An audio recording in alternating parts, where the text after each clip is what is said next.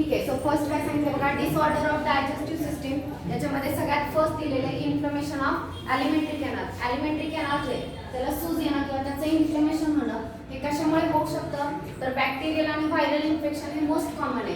Food poisoning, फूडमधून bacteria किंवा virus बॉडीमध्ये येणं किंवा एक्सक्रिटरी ट्रॅक्टमधून बॉडीमध्ये व्हायरस किंवा बॅक्टेरिया येणं, यांचं जर इन्फ्लमेशन झालं तर त्या इन्फ्लमेशनमुळे एलिमेंटरी कॅनलचा त्यांचं जर इन्फेक्शन झालं तर त्यामुळे एलिमेंटरी कॅनलला सूज येते किंवा त्याचं इन्फ्लमेशन होतं. यांच्या बरोबरच म्हणजे बॅक्टेरियल आणि व्हायरल इन्फेक्शन सोबतच पॅरासायटिक इन्फेक्शन, ज्याच्यामध्ये टेपवर्म, राऊंडवर्म, हुकवर्म, पिनवर्म आणि थ्रेडवर्म. सो हे जे ऑर्गॅनिझम सगळे वर्म आहेत. आपण वर्मचे 2-3 फायलम शिकलेलो, प्लॅटीहेल्मिंथिस, ॲस्केल्मिंथिस. प्लॅटीहेल्मिंथिस म्हणजे फ्लॅटवर्म आणि ॲस्केल्मिंथिस म्हणजे राऊंडवर्म. तर या दोन्ही फायलममध्ये ऑर्गॅनिझम जे तर यांचं इन्फेक्शन जरी झालं तरी आपल्या एलिमेंटरी कॅनलमध्ये प्रॉब्लेम येऊ शकतात. सो हे कॉमन झालं की इन्फेक्शनमुळे काय प्रॉब्लेम येऊ शकतो, तर एलिमेंटरी कॅनलला सूज येऊ शकते.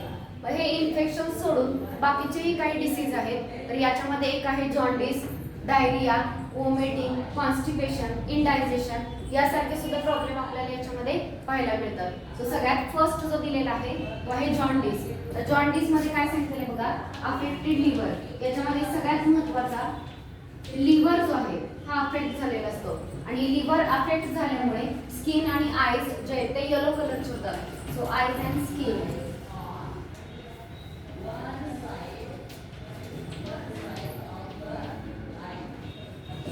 Become yellow.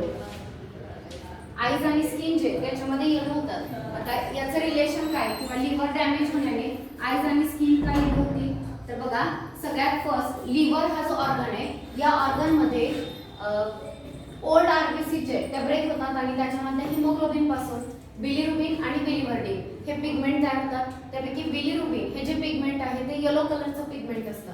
सो लिव्हरमध्ये जर एक्सेस आरबीसी डॅमेज झालेले आहे किंवा सपोज लिव्हरचं फंक्शनिंग डॅमेज झालेले एक्सेस ते पिगमेंट जे आहे ते तयार होते. जेवढं बॉडी एक्सक्रीट करू शकते त्यापेक्षा जास्त पिगमेंट तयार होते. तर ते एक्सेस पिगमेंट जे आहे ते आपल्या स्किनच्या खाली जे फॅट आहे त्या फॅटमध्ये आणि आईजमध्ये डिपॉझिटेड राहतं. कारण ते जे पिगमेंट आहे बिलिरुबिन जो आहे तो फॅट सोल्युबल असतो, फॅटमध्ये डिझॉल्व्ह होतो आणि आपल्या स्किनच्या खाली फॅट्स आहेत तर त्या फॅटमध्ये ते बिलिरुबिन पिगमेंट डिझॉल्व्ह फॉर्ममध्ये राहतं. वेस्ट सोबत बॉडीच्या बाहेर रिलीज झालं पाहिजे ते होत नाही, बॉडीमध्येच डिपॉझिटेड राहतं आणि आईज आणि स्किन जे आहे ते येलो कलरचे होतात आणि हा जो प्रॉब्लेम आहे याला आपण जॉन्डिस असं म्हणतो. सो जॉन्डिस मध्ये ऍक्च्युली कोण अफेक्ट झालेला आहे, लिव्हर अफेक्टेड आहे आणि लिव्हर अफेक्ट असल्यामुळे काय प्रॉब्लेम येतो याच्यामध्ये, skin and eyes turn yellow आणि काय येलो झाले due to deposition of bile pigment.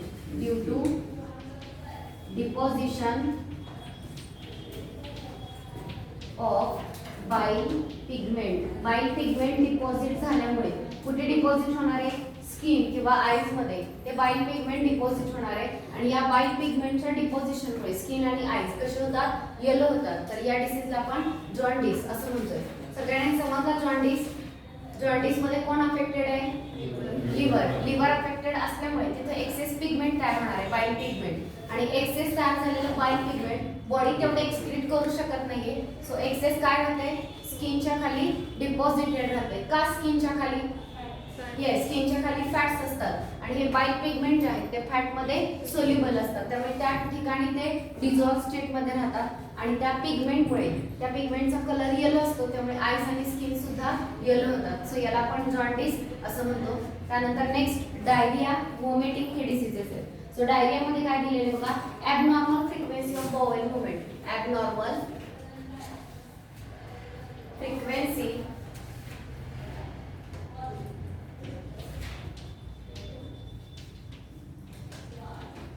Bowel movement. Okay, आपलं वेस्ट जे आहे ते बॉडीच्या बाहेर रिलीज करण्यासाठी लार्ज इंटेस्टाइन जे आहे त्याच्यामध्ये पेरिस्टाल्टिक मूवमेंट होते आणि त्या पेरिस्टाल्टिक मूवमेंटमुळे वेस्ट जे आहे ते फॉरवर्ड पुश केलं जातं आणि बॉडीच्या बाहेर रिलीज केलं जातं.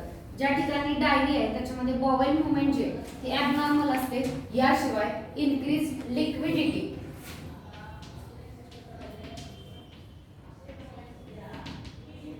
ऑफ फिसिस. फिसिस जे त्याची लिक्विडिटी इन्क्रीज झालेली असते किंवा त्याच्यामध्ये ज्याच्यामध्ये वॉटरची लेवल जास्त असते फिसिसमध्ये, मग हे जे फिसिस आहे लिक्विडिटी इन्क्रीज झालेलं, it is release outside the body and it is also known as diarrhoea. आणि याच्यामध्ये डायजेस्टेड न्यूट्रियंट्स ॲब्झॉर्प्शन जे ते कमी होतं, reduced absorption of digested food.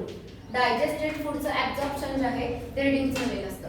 So this is about the diarrhoea. So डायरियामध्ये first सांगितलं abnormal frequency of bowel movement. Bowel movement जे आहे त्याची ॲबनॉर्मल फ्रिक्वेन्सी, फ्रिक्वेंट त्याच्यामध्ये मुवमेंट होतात. तर त्या फ्रिक्वेंट मुवमेंटमुळे ते जे वेस्ट आहे ते लगेचच लिक्विड फॉर्ममध्ये बॉडीच्या बाहेर रिलीज केलं जातं. त्याची लिक्विडिटी जास्त असते, त्याच्यामधून जे न्यूट्रिएंट किंवा जे फूड ॲब्झॉर्प्शन आहे ते ॲब्झॉर्प्शन कमी झालेलं असतं. म्हणजे त्यातून न्यूट्रिएंट ॲब्झॉर्ब होण्याआधीच ते जे वेस्ट आहे ते बॉवेल मुवमेंटमुळे बॉडीच्या बाहेर रिलीज होणं, याला आपण काय म्हणतो, डायरिया. आणि फ्रिक्वेंट असतं म्हणजे फिसिस बॉडीच्या बाहेर रिलीज करण्याची, डेफिकेशनची फ्रिक्वेन्सी जी आहे ती इन्क्रीज होते. सो एका दिवसाला एक वेळा इजेक्शन होत असेल, डेफिकेशन होत असेल, तर ज्यांना डायरिया हा प्रॉब्लेम आहे त्याच्यामध्ये 2-3 जास्त वेळा सुद्धा पर डे डेफिकेशन होऊ शकतं. सो या कंडिशनला आपण डायरिया म्हणतो. नेक्स्ट आहे वॉमिटिंग. वॉमिटिंग सगळ्यांना माहिती आहे. वॉमिटिंग काय असतं, ejection of stomach content from mouth. Stomach मधलं कंटेंट जे आहे ते माउथ मधून बॉडीच्या बाहेर रिलीज होणं, याला काय म्हटलं जातं, vomiting. So vomiting is ejection of stomach content through the mouth. Okay. आणि ही जी ऍक्शन आहे किंवा हे जे वॉमिटिंग आहे हे कंट्रोल करण्यासाठी आपल्याकडे वॉमिट सेंटर आहे. We have vomit centre at medulla. Medulla oblongata हा ब्रेनचा एक पार्ट आहे, तर त्या मेडुला ऑब्लांगाटावरती वॉमिट सेंटर असतो. आणि हा जो वॉमिट सेंटर आहे ती रिव्हर्स पेरिस्टाल्टिक मुवमेंट रेग्युलेट करण्याचं काम करणार आहे. So feeling of nausea preceding vomiting, म्हणजे वॉमिटिंग होण्याआधी नॉशिया जो आहे तो फील होतो किंवा मळमळणं ज्याला आपण म्हणतो, सो ते आधी सुरू होतं. सो वॉमिटिंग मध्ये सिंपल आहे, स्टमक मधलं कंटेंट माउथ मधून बॉडीच्या बाहेर रिलीज होणं, याला काय म्हणायचं, वॉमिटिंग. ही वॉमिटिंग कंट्रोल करणारं जे सेंटर आहे ते कुठे आहे, मेडुलावरती वॉमिट सेंटर नावाचा एक एरिया आहे जो वॉमिटिंगचे ऍक्शन कंट्रोल करतो. आणि लास्ट वॉमिटिंग होण्याआधी कुठलं फिलिंग असतं, नॉशिया हे फिलिंग असतं. सो याला वॉमिटिंग असं म्हणणार आहोत. सो 3 डिसीजेस झाले, जॉन्डिस, डायरिया आणि वॉमिटिंग. तिन्ही वेगवेगळे डिसीजेस आहेत. जॉन्डिस मध्ये एक्सेस बाईल पिगमेंट तयार झालं आणि ते स्किन खाली डिपॉझिट झालं, त्यामुळे स्किन आणि आईज येलो होतात. सेकंड सांगितलं तुम्हाला डायरिया. डायरियामध्ये abnormal frequency of bowel movement. Bowel movement continuous होत असतात, ॲबनॉर्मली होत असतात, त्यामुळे लिक्विड वेस्ट किंवा लिक्विड फिसिस जे आहे ते बॉडीच्या बाहेर रिलीज होतं. आणि याच्यामध्ये फूड किंवा न्यूट्रिएंट ॲब्झॉर्ब करण्याची जी ॲबिलिटी आपल्या बॉडीची ती कमी झालेली असते. आपल्या फूडमधून जास्त न्यूट्रिएंट ॲब्झॉर्ब होत नाही, ते बॉडीच्या बाहेर लगेच रिलीज होतं. It is called as diarrhoea. आणि वॉमिटिंगमध्ये स्टमक मधलं कंटेंट माउथ मधून बॉडीच्या बाहेर रिलीज केलं जातं, याला आपण वॉमिटिंग असं म्हणतो. त्यानंतरचा नेक्स्ट आहे कॉन्स्टिपेशन.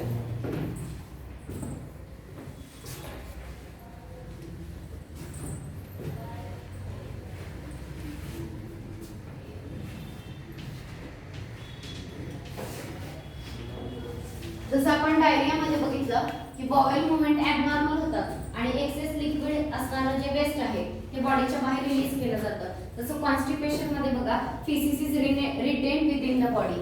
फिसिस जे आहे ते बॉडीमध्ये रिटेन राहतं. Faeces is retain within body. आपल्या बॉडीमध्ये फिसिस जे आहे ते रिटेन राहणार आहे किंवा आपल्या बॉडीमध्ये फिसिस तसंच राहणार आहे, पटकन बॉडीच्या बाहेर रिलीज होत नाही. It remain in colon and it occurs due to bowel movement occur इररेग्युलरली.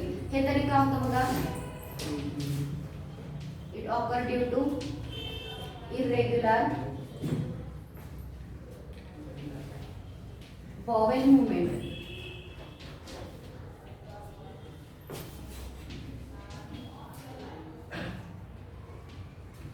Bowel movement किंवा लार्ज इंटेस्टाइनच्या ज्या मुवमेंट आहेत त्या इरेग्युलर असतात, तेवढी मुवमेंट होत नाही. लार्ज इंटेस्टाइन मध्ये जर पेरिस्टाल्टिक मुवमेंट झाली नाही तर वेस्ट पुढे ढकललं जात नाही आणि बॉडीमध्येच ते साठून राहतं. सो कॉन्स्टिपेशन मध्ये हा प्रॉब्लेम आहे.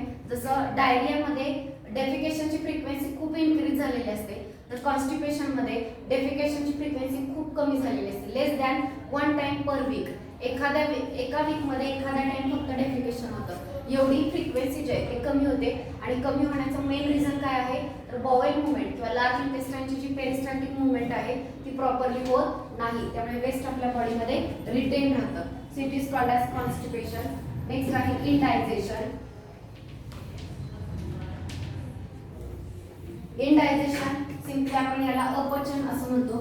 तर इंडायजेशन ही जी कंडिशन आहे याच्यामध्ये काय प्रॉब्लेम असतो, food is not properly digested. Food is not properly digested. Food जे आहे ते प्रॉपरली डायजेस्ट होत नाही. Okay, food is not properly digested. मग याच्यामध्ये काय प्रॉब्लेम झालेला असतो बघा, it causes indigestion due to. कशामुळे इनडायजेशन होणार आहे तर डायजेशनसाठी लागणारे एन्झाईम जर सिक्रेट नाही झाले तर इनॲडिक्वेट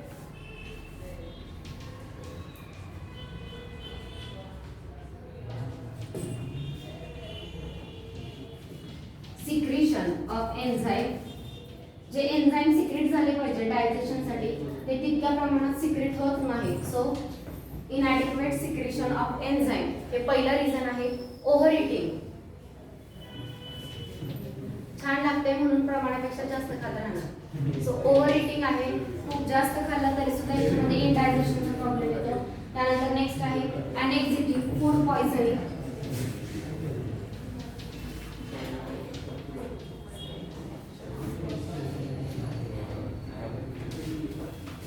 ठीक आहे, anxiety, food poisoning, over eating and spicy food. खूप मसालेदार खाल्ल्याने सुद्धा डायजेशन प्रॉपरली होत नाही. सो इनडायजेशन सिंपल आहे, फूड मटेरियल प्रॉपरली डायजेस्ट न होणं याला म्हणायचं इनडायजेशन. आणि इनडायजेशनचे रिझन काय, त्याच्यामध्ये फर्स्ट रिझन सांगितलं inadequate secretion of enzyme. Enzyme properly secrete होत नाही. सेकंड काय सांगितलं over eating, anxiety, food poisoning, spicy food. Over eating प्रमाणापेक्षा जास्त खाणं. अनेक्झिटी, अनेक्झिटी म्हणजे अस्वस्थ वाटणं.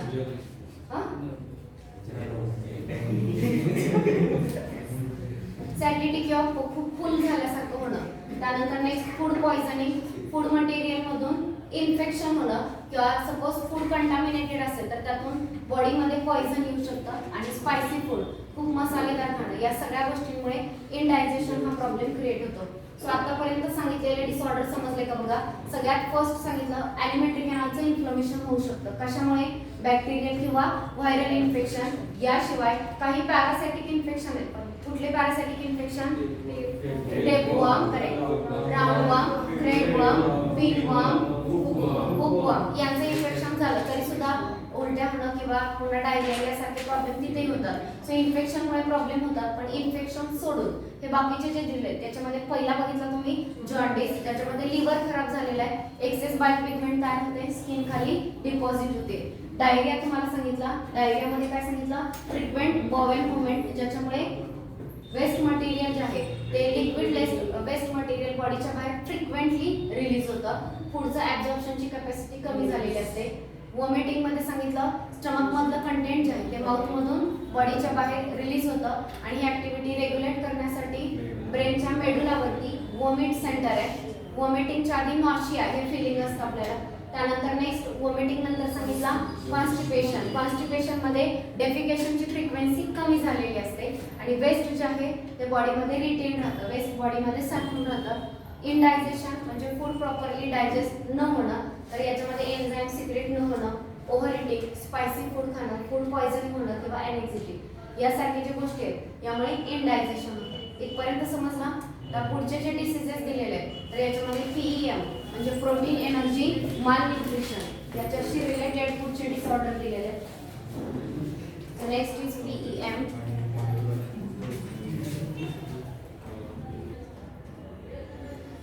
हे लक्ष द्या. PEM चा फुल फॉर्म तुम्हाला सांगितला प्रोटीन एनर्जी माल न्यूट्रिशन. सो नीट लक्षात घ्या, प्रोटीन आणि एनर्जी वेगवेगळ्या गोष्टी आहेत. प्रोटीन बॉडी बिल्डिंग गोष्ट आहे किंवा बॉडीची ग्रोथ करण्यासाठी लागणारं जे न्यूट्रिएंट आहे ते आहे प्रोटीन. आणि एनर्जी तुम्हाला कार्बोहायड्रेट आणि फॅट्स मधून एनर्जी मिळते. तर हे जे कार्बोहायड्रेट आणि फॅट्स हे एनर्जी गिव्हिंग न्यूट्रिएंट आहे. सो बॉडीची ग्रोथ करण्यासाठी आपल्याला प्रोटीन लागणार आहे आणि एनर्जीसाठी आपल्याला कार्बोहायड्रेट आणि फॅट्स या गोष्टी लागणार आहे. सो आता जे आपण डिसीज शिकतोय हे प्रोटीन एनर्जी माल न्यूट्रिशनचे डिसीजेस आहेत. म्हणजे डाएटमध्ये पर्टिक्युलरली लहान मुलांना प्रोटीन आणि एनर्जी रिच फूड न मिळाल्यामुळे होणारे डिसीजेस, ज्याला आपण PEM असं शॉर्टली म्हणतो. सर या पॉइंटवरती नीटला प्रश्न विचारले जातात. सो हा पॉइंट व्यवस्थित लक्षात घ्या. PEM मध्ये first thing there is deficiency of protein and total calorie value. याचा अर्थ डाएटमध्ये प्रोटीनची कमी असते आणि एनर्जी गिव्हिंग न्यूट्रिएंट जे आहेत म्हणजे कार्बोहायड्रेट किंवा फॅट्स त्यांची सुद्धा कमी असते. सो टोटल म्हणजे डाएट कंटेंट भरपूर आहे पण त्या कंटेंट मधून तेवढी एनर्जी मिळत नाही जेवढी मिळायला पाहिजे. सो लो कॅलरीफिक व्हॅल्यू असणारं फूड किंवा प्रोटीन कमी असणारं फूड जर दिलं गेलं तर PEM हे डिसीजेस होतात. हे डिसीजेस शक्यतो आपल्याला अंडर डेव्हलप कंट्रीजमध्ये पाहायला मिळतात, like south and south east Asia, south आणि साऊथ ईस्ट एशियामध्ये, साऊथ अमेरिकेमध्ये आणि वेस्ट अँड सेंट्रल आफ्रिका या ठिकाणी पाहायला मिळतात. नेक्स्ट बघा, मास पॉप्युलेशन किंवा लार्ज पॉप्युलेशन याच्यामुळे कधी अफेक्टेड होतं किंवा एकाच वेळी बऱ्याच मुलांमध्ये हा डिसीज पाहायला मिळाला. असं कधी होणार आहे तर जेव्हा ड्रॉट किंवा फॅमिन म्हणजे मोठ्या प्रमाणावरती जेव्हा दुष्काळ पडतो त्यावेळी किंवा लिबरेशन वॉर म्हणजे स्वातंत्र्यासाठी एखादं युद्ध झालेले, वॉर झालेले मोठं वर्ल्ड वॉर, तर त्या कंडिशनमध्ये लहान मुलांना पर्टिक्युलरली अंडर डेव्हलप कंट्रीमध्ये असणाऱ्या मुलांना प्रोटीन आणि एनर्जी रिच असणारं फूड मिळत नाही आणि त्यांच्यामध्ये PEM यासारखे प्रॉब्लेम पाहायला मिळतात. सो हे नीट लक्षात घ्या. हे काय दिलेलं आहे की मोठ्या प्रमाणावरती अफेक्ट झालेली मुलं कधी पाहायला मिळतील जेव्हा severe drought, famine, liberation war किंवा बाकीच्या अजून काही गोष्टी झालेल्या असतील तर. एक एक्झाम्पल दिलेलं आहे त्यांनी इथिओपियामधलं दिलेलं आहे. सो इथिओपियामध्ये ह्या गोष्टी पाहायला मिळालेल्या किंवा PEM पाहायला मिळालेल्या कधी मिड 18व्या शतकामध्ये, मध्यामध्ये 18व्या शतकाच्या मध्यामध्ये मोठा दुष्काळ पडला होता आणि त्या रिजन मध्ये त्या दुष्काळामध्ये बऱ्याच मुलांना PEM हा प्रॉब्लेम पाहायला मिळाला. आता हा जो PEM आहे हा दोन लोकांना अफेक्ट करतो, इन्फंट आणि चिल्ड्रन. इन्फंट याचा अर्थ होतो नुकतंच जन्माला आलेलं बाळ जे त्याला आपण इन्फंट म्हणू आणि 1 वर्षापुढे जे किंवा 1-1.5 वर्षापुढे मोठे जे आहेत त्यांना म्हणणार आपण चिल्ड्रन. तिथून पुढे चिल्ड्रन ही स्टेज स्टार्ट होते. सो हे PEM पर्टिक्युलरली यांनाच का अफेक्ट करेल, इन्फंटला आणि चिल्ड्रनला, कारण हेच ग्रोथ फेजमध्ये त्यांच्याच बॉडीची ग्रोथ जी आहे ती फास्ट होते. जे अडल्ट आहेत तशी पण त्यांच्या बॉडीची जी ग्रोथ आहे तेवढी होत नाही. ओके, सो ग्रोथ फेजमध्ये असणारे हेच ग्रुप आहेत, इन्फंट आणि चिल्ड्रन. आता इथं PEM चे 2 डिसीज दिले, एक आहे क्वाशवॉर्कर आणि दुसरा आहे मॅराझमस. आता याच्या सिम्पटम मध्ये पण फरक आहे पण इनिशियली बघा, क्वाशवॉर्कर हा डिसीज कधी होईल due to deficiency of protein. फक्त प्रोटीनच्या डिफिशियन्सीने जो होईल तो कुठला असणार आहे, क्वाशवॉर्कर. आणि दुसरा जो आहे मॅराझमस, हा मॅराझमस कधी होईल, simultaneous deficiency of protein and calorie. दोन्हीची डिफिशियन्सी, प्रोटीन पण कमी आहे आणि एनर्जी सुद्धा कमी आहे, दोन्ही गोष्टी कमी असतील तेव्हा कुठला डिसीज होणार आहे, मॅराझमस. नेक्स्ट बघा, क्वाशवॉर्कर हा डिसीज आपल्याला 1 वर्षापेक्षा मोठ्या मुलांमध्ये पाहायला मिळतो आणि मॅराझमस हा डिसीज जो आहे तो इन्फंटमध्ये जे 1 वर्षापेक्षा लहान आहेत त्यांच्यामध्ये कुठला डिसीज पाहायला मिळतो, मॅराझमस. फरक कळतोय का? क्वाशवॉर्कर मध्ये कशाची डिफिशियन्सी असते, प्रोटीनची फक्त, आणि मॅराझमस मध्ये protein as well as low calorie, calorie सुद्धा कमी असतात. क्वाशवॉर्कर कोणामध्ये पाहायला मिळतो, चाइल्ड मोर दॅन 1 इयर, 1 वर्षापेक्षा मोठी मुलं आहेत त्यांच्यामध्ये क्वाशवॉर्कर, आणि 1 वर्षापेक्षा लहान जे इन्फंट आहेत त्यांच्यामध्ये कोणता असतो, मॅराझमस हा डिसीज असतो. नेक्स्ट, क्वाशवॉर्कर हा डिसीज का होतो, if mother milk is replaced by high calorie low protein diet. म्हणजे बघा, 1 वर्षानंतर 1-1.5 वर्षांपर्यंत ब्रेस्ट फीडिंग केलं जातं. सो 1 वर्षानंतर मदर मिल्क रिप्लेस केलं जाईल, तो दुसरा डाएट सुरू केला जाईल. तर तो जो डाएट दिला जातोय मुलांना त्या डाएटमध्ये प्रोटीन कमी आहे, फक्त एनर्जी देणारे न्यूट्रिएंट कसे आहेत, जास्त आहेत. म्हणजे तुम्ही कार्बोहायड्रेट, फॅट्स वगैरे भरपूर खाताय पण त्यातून काय मिळत नाहीये, प्रोटीन मिळत नाही. अशी जर कंडिशन असेल तर त्याला म्हणायचं क्वाशवॉर्कर. मॅराझमस मध्ये सुद्धा तेच दिलेले आहे, if mother milk is replaced. इथं पण सांगितलं मदर मिल्क इज रिप्लेस्ड, पण ही चिल्ड्रन जे आहेत ते 1 वर्षापेक्षा मोठी आहेत, ठीक आहे, ही 1 वर्षापेक्षा लहान इन्फंट्स आहेत. हे कम्प्लिटली मदर मिल्क वरतीच डिपेंड करतात डाएटसाठी. जर याचं मिल्क खूप लवकर रिप्लेस झालं, मदर मिल्कच्या ऐवजी दुसरं डाएट जर सुरू केलं आणि ते डाएट जे आहे त्याच्यामध्ये कॅलरीज आणि प्रोटीन दोन्हीही कमी आहेत, अशा गोष्टी जर दिल्या गेल्या तर त्या इन्फंटच्या बॉडीची तेवढी ग्रोथ होणार नाही. दोन्हीचा एवढा फरक कळला. पुढे सिम्पटम्स मध्ये सुद्धा फरक आहे. एकदा रिपीट करा. क्वाश वर्कर कोणाला होतो? ओके, चिल्ड्रन अबाव 1 इयर, 1 वर्षापेक्षा जास्त एज असणाऱ्या चिल्ड्रनला. आणि मॅरेथमस कोणाला होतो? Infants below 1 year. Okay, kwashiorkor मध्ये कशाची डिफिशियन्सी असते? प्रोटीन. आणि मॅरेथमस मध्ये protein as well as calorie दोघांची डिफिशियन्सी असते. नेक्स्ट काय सांगितलं? क्वाश वर्कर मध्ये मदर मिल्क जे आहे it is replaced by high calorie but low protein diet. Calorie भरपूर आहे त्या डाएट मध्ये पण प्रोटीन कसं आहे? कमी आहे. आणि हे जर तुम्ही मॅरेथमस बघाल तर तिथेही मदर मिल्क रिप्लेस झाले पण रिप्लेस करून जे फूड दिलं जाते त्यात प्रोटीन पण कमी आहे आणि कॅलरी सुद्धा कमी आहे. दोन्ही गोष्टींची कमी आहे. इथपर्यंत समजलं? ओके, आता दोघांचे सिम्पटम्स वेगवेगळे. सिम्पटम काय बघा.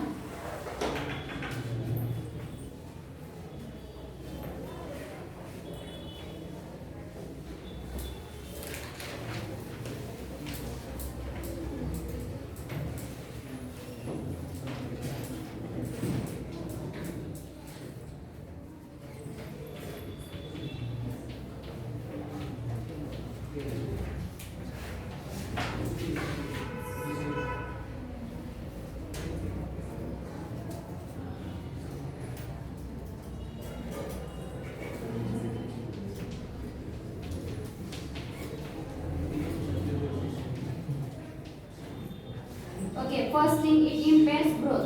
ग्रोथ जी आहे ती कमी होते. Next thinning of lives.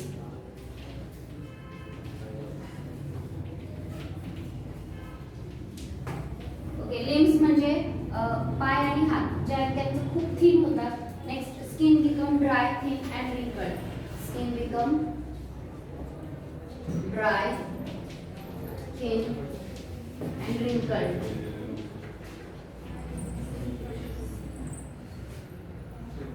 Growth rate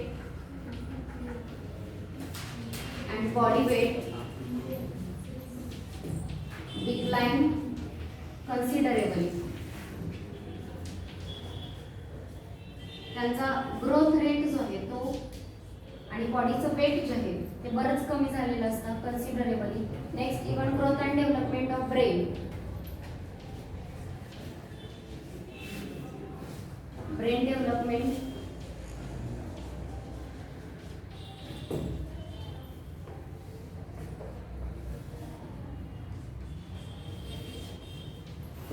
is also retarded. यांची ब्रेन डेव्हलपमेंट सुद्धा कमी झालेली असते. First thing impair growth. Growth जी आहे ती कमी होते. Thinning of limbs. हात आणि पाय खूप थिन होतात, एकदम बारीक होतात. Skin become dry, thin and wrinkled. त्यांची स्किन एकदम ड्राय होते, थिन आणि रिंकल्ड होते. ग्रोथ रेट आणि बॉडी वेट जे आहे बरंच कमी होतं, डिक्लाइन होतं, कन्सिडरेबली कमी होतं. आणि पर्टिक्युलरली ब्रेनची डेव्हलपमेंट किंवा मेंटल डेव्हलपमेंट सुद्धा यांची कमी असते.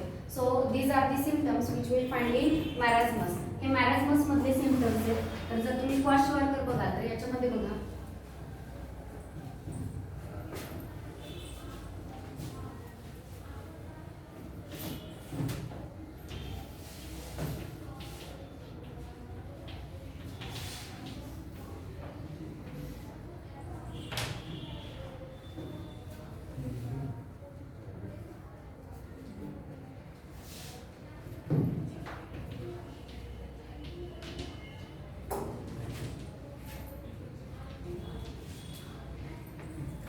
क्वाश वर्कर मध्ये wasting of muscles, thinning of limb.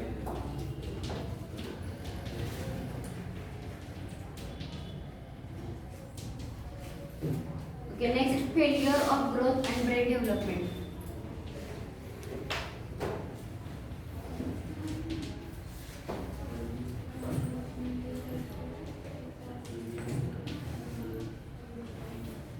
Brain development is also retarded. Brain development सुद्धा कमी होते.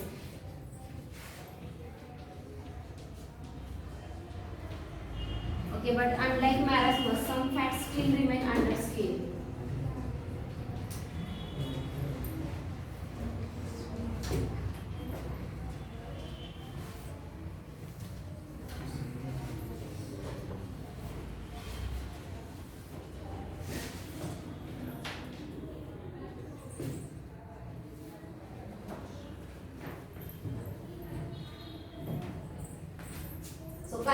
दिले बघा क्वाश वॉकर आणि मॅरास्मस. सांगा कोणामध्ये फक्त प्रोटीनची डिफिशियन्सी आणि कोणामध्ये प्रोटीन आणि कॅलरी दोन्हीची डिफिशियन्सी आहे? मॅरास्मस मध्ये दोन्हीची प्रोटीन आणि कॅलरी आणि क्वाश वॉकर मध्ये फक्त यांच्यामध्ये फक्त प्रोटीनची क्वाश वॉकर मध्ये फक्त प्रोटीनची डिफिशियन्सी असते. आता सिम्पटम मध्ये काय चेंज आहे बघा, इम्पेअर ग्रोथ, यांची ग्रोथ जी आहे ती जास्त होत नाही. इथे बघा क्वाश वॉकर मध्ये सुद्धा फेल्युअर ऑफ ग्रोथ जास्त होणार नाही. Next thinning of leaves, leave जे आहेत ते थिन होतात. या ठिकाणी बघा थिनिंग ऑफ लिव्ह, यांची सुद्धा लिव्ह जे आहेत ते थिन होतात. Skin become dry, thin and wrinkled, यांची स्किन मॅरास्मस मध्ये एकदम ड्राय, थिन आणि रिंकल्ड होणार आहे, कारण दोन्ही गोष्टींची डिफिशियन्सी आहे, protein as well as calories, carbohydrate दोन्ही पण गोष्टी डिफिशियंट आहेत. यांना मात्र प्रोटीन कमी आहे, फक्त काय मिळत नाहीये, कॅलरीज मिळत आहेत, प्रोटीन मिळत नाही. कुठल्या ह्याच्यामध्ये? क्वाश वॉकर मध्ये. पुन्हा एकदा रिपीट करते, क्वाश वॉकर मध्ये काय मिळत नाही, प्रोटीन मिळत नाही. काय मिळतंय? कॅलरीज मिळत आहेत, एनर्जी रिच फूड मिळते त्यांना. ओके, मग याच्यामध्ये unlike marasmus they have fat which remain under skin, यांच्या स्किनच्या खाली फॅट असतं, कारण त्यांच्या डाएटमध्ये फॅट आणि कार्बोहायड्रेट आहेत, कॅलरीज आहेत त्यांच्या डाएटमध्ये. त्यामुळे यांची स्किन एकदमच थिन होतीये, ड्राय आणि रिंकल्ड, सुरकुत्या पडतात एजेड पीपल सारख्या.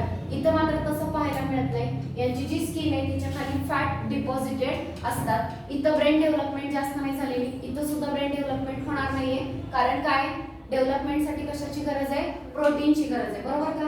सो काय काय तुम्ही सिम्पटम लक्षात ठेवणार, फिजिकल ग्रोथ इथं कमी आहे, इथे सुद्धा कमी आहे. लिम्स इथे थिन झाले, इथे सुद्धा थिन झालेले. इथे स्किन कशी झाली, थिन, ड्राय आणि रिंकल्ड. इथे एक फरक जाणवला, स्किनच्या खाली काय राहिले, फॅट डिपॉझिटेड राहिलेले. नेक्स्ट बघा, इथं ब्रेन डेव्हलपमेंट जास्त होत नाही, इथे सुद्धा ब्रेन डेव्हलपमेंट जास्त होत नाही. सो प्रोटीन डिफिशियन्सीचे जे प्रॉब्लेम आहेत ते दोन्ही ठिकाणी पाहायला मिळतात.